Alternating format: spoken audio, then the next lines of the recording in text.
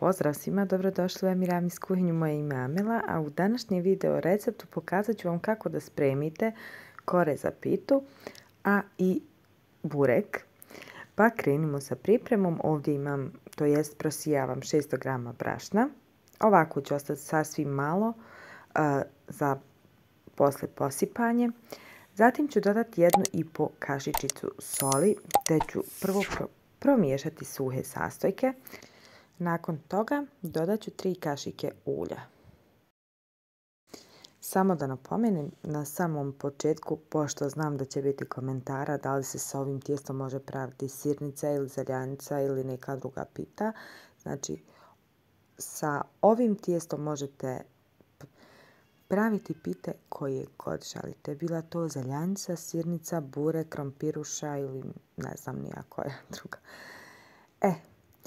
Nakon što sam dodala ulje, so i brašno u posudu, sada dodajem postepeno 400 do 450 ml vode, sve ovisno o tipu brašna. Kod mene je ovo tip 500. Zatim je potrebno ovako u posudu prvo mijesiti tijesto, ili što bi mi rekli u Bosni, dobro ga zakuhati. Zatim ovako malo pobrašniti radnu površinu i ponovno ovako premijesiti. Neki kažu namlatiti, neki kažu namnuti. Znači, bitno je samo da osjetite tijesto pod rukom i bitno je da bude, kako da kažem, onako kao malo ljepljivo, ali ipak se ne lijepi za ruke. Nadam se da me razumijete šta hoću reći. Moja mama uvijek prije govorila dok sam učila da pravim pitu da svo tijesto s ruke mora otići u pitu, tako da vodite računa.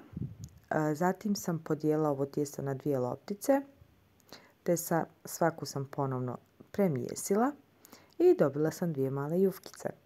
Zatim u posudu u kojoj sam mijesila tijesto ovako malo nauljim, otprilike možda 1 do 2 kašike ulja stavite, te oba 2 jufke ovako nauljite, poklopite i ostavite 1 sat da odstoji.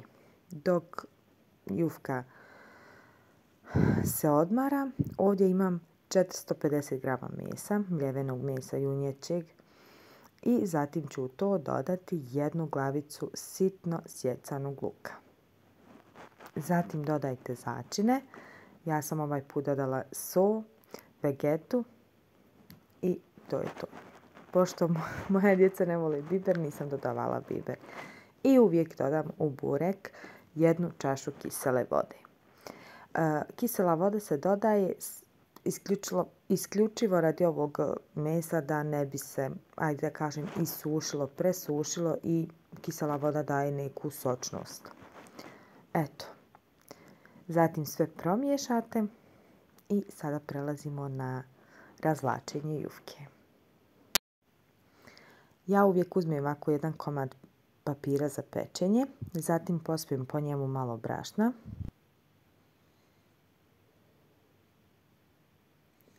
Zatim na brašno stavim jufku i potom lagano oklagijom prvo razvaljam tijesto u 1 krug.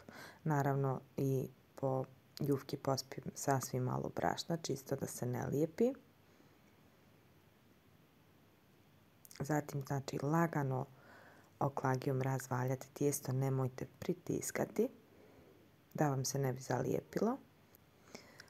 Obavezno posipajte pomalo brašna. Ukoliko ste početnik i prvi put vam je da razvlačite jufku. Nakon svakog ovog prebacivanja na oklagiju pospite sa sasvim malo brašna. Ovdje možete vidjeti proces razvlačenja. Nabacite na oklagiju tijesto, zatim lagano vučete ka sebi, pa zatim urolate, pa ponovno povučete ka sebi, pa urolate. Nemojte puno pritiskati tijesto da vam se ne bi zalijepilo. Nakon što sam razvukla prvu jufku, sada prelazim na drugu. Znači, isti je postupak. Razvaljati, zatim na oklagi još razvući I zatim ću ovu drugu jufku ostaviti sa strane, a prvu ću razvlačiti sa rukama dalje. Ali uvijek ovako oba dvije razvučem ove male krugove da bi mi odstojale vremenski, da kažem, isto i da posle ne bi ponovno morala čekati da je ova druga jufka ponovno odmori. Nakon što smo razvukli jufke, sada ću je politi sa uljem, te ću razmazati i ostavit ću jedno 10 minuta ovako na čaršafu da odstoji, da bi se ona još malo odmekla. Nakon toga prelazim na razvlačenje. Uvijek kada razvlačite jufku, prvo razvucite sredinu, zatim krajeve.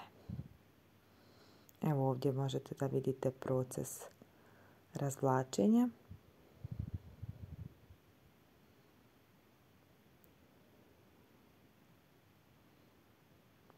Znači prvo sredina, zatim krajev.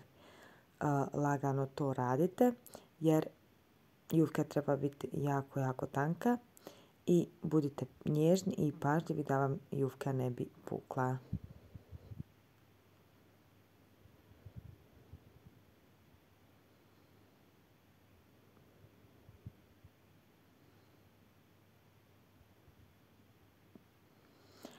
Nakon toga, ukoliko su vam krajevi malo deblji ili ukoliko ne volite, možete odstraniti ove krajeve. Ja to nekad radim, a nekad i ne radim. Sve zavisi kakve sam volje.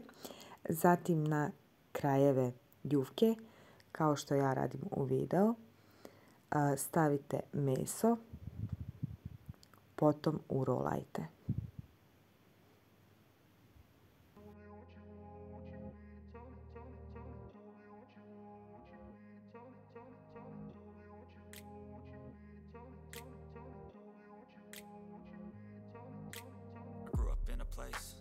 Told you what to chase, told you how to run the race.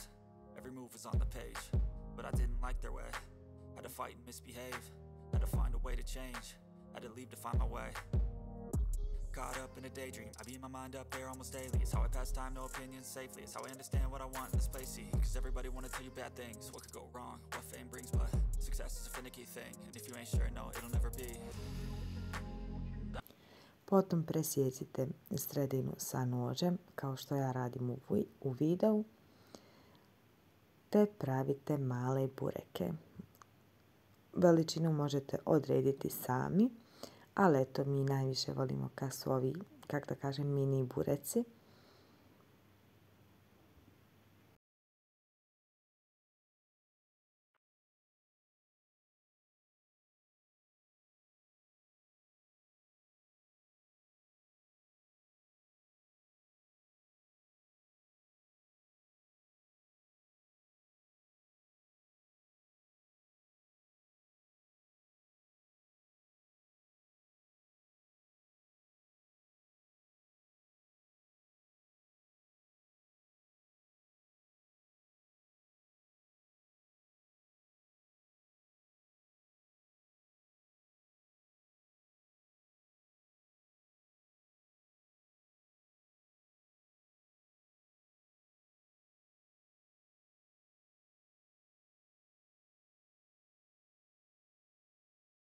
Kada ste napravili bureke, zatim u tepsiju ulijte 2 do 3 kašike ulja, te razmažite te redajte gotove i pripremljene bureke. Nakon što ste napravili bureke, premazati ih sa uljem. Potom ih peći u prethodno zagrijanoj rerni na 200 stepeni. 20 do 30 minuta, sve ovisno o vašoj pećnici. Nakon što se burek ispeče, ja ga uvijek samo prelijem sa malo krikale vode. I zatim poklotim drugom tepsijom, ostavim 15 do 20 minuta da se to sve prohladi i zatim posluži. I to bi bilo to sve u ovom videu. Ukoliko vam se sviđa video, ostavite like, komentaršite i nemojte zaboraviti da se prijavite na moj YouTube kanal Emiramis kuhinja. Zapratite me i na Instagramu Amela_Emiramis. A do sljedećeg videa puno pozdrava! Ćao!